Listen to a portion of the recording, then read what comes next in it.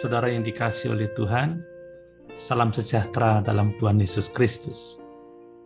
Mari kita merenungkan firman Tuhan dari Injil Yohanes pasal 21 ayat 1 sampai 25 yang menceritakan perjumpaan Tuhan dengan Petrus dan murid-murid yang lain setelah kebangkitannya. Saya tidak akan membacakan ayat-ayat ini. Silakan membaca dengan sungguh-sungguh. Kiranya perenungan kita menjadi berkat. Setelah kebangkitan Tuhan Yesus, maka ia menampakkan diri kepada para murid.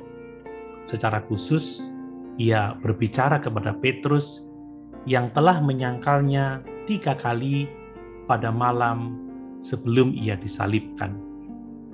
Tentunya ini adalah perjumpaan yang sangat sulit, terutama bagi Petrus. Coba bayangkan bagaimana perasaan Petrus saat berjumpa dengan Tuhan Yesus setelah ia gagal dalam iman dan pengiringannya.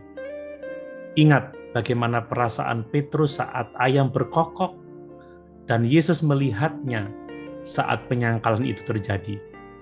Tentunya hati Petrus menghukum atau menuduhnya. Namun demikian, Tuhan Yesus tidak membiarkan para murid berkubang dalam kesalahan atau kegagalan mereka.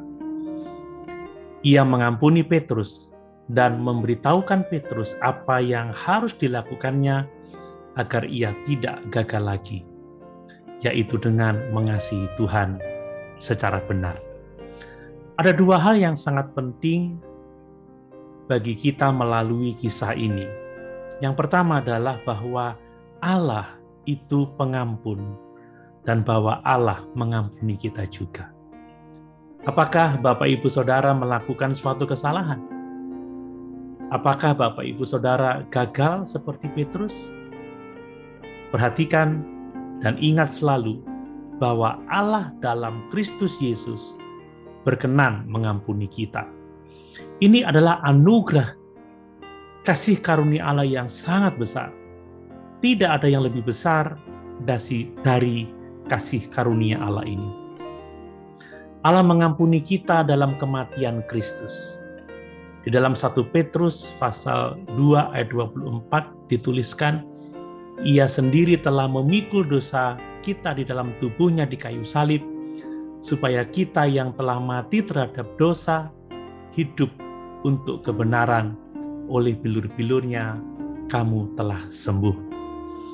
Allah menentukan jalan pengampunan hanya melalui iman kepada Kristus. Dalam 1 Yohanes pasal 3 ayat yang ke-16 dituliskan, karena begitu besar kasih Allah akan dunia ini, sehingga ia telah mengaruniakan anaknya yang tunggal, supaya setiap orang yang percaya kepadanya tidak binasa, melainkan beroleh hidup yang kekal. Apakah Bapak Ibu Saudara sudah menerima pengampunan Allah? Untuk menerimanya, kita harus percaya dan sungguh-sungguh bertobat. Kita harus menerima pengampunan itu dan jangan bimbang. Jika hati kita menuduh, kita harus percaya kepada Allah dan firman-Nya. Perasaan tidak boleh dijadikan ukuran. Kita harus kembali pada firman Allah. Hal yang kedua adalah bahwa mengasihi Tuhan adalah jalan untuk tidak gagal dalam iman dan pengiringan kepadanya. Ini adalah hukum yang pertama dan yang utama, yaitu mengasihi Tuhan dengan seluruh kehidupan kita dan mengasihi sesama manusia seperti mengasihi diri sendiri. Kita butuh hidup dalam kasih kepada Tuhan dan sesama, agar tidak gagal dalam iman dan pengiringan kita kepada Tuhan. Petrus gagal sebab tidak dengan sungguh-sungguh mengasihi Tuhan. Bagaimana seharusnya kita mengasihi Tuhan agar tidak gagal lagi?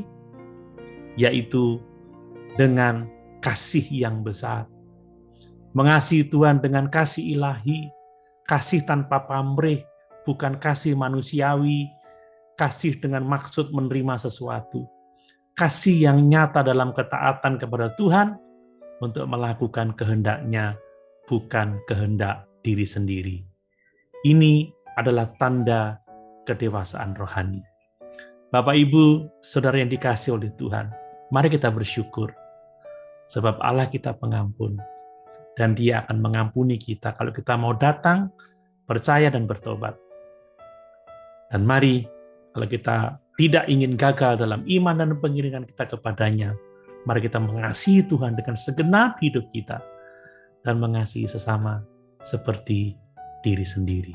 Haleluya. Tuhan Yesus memberkati.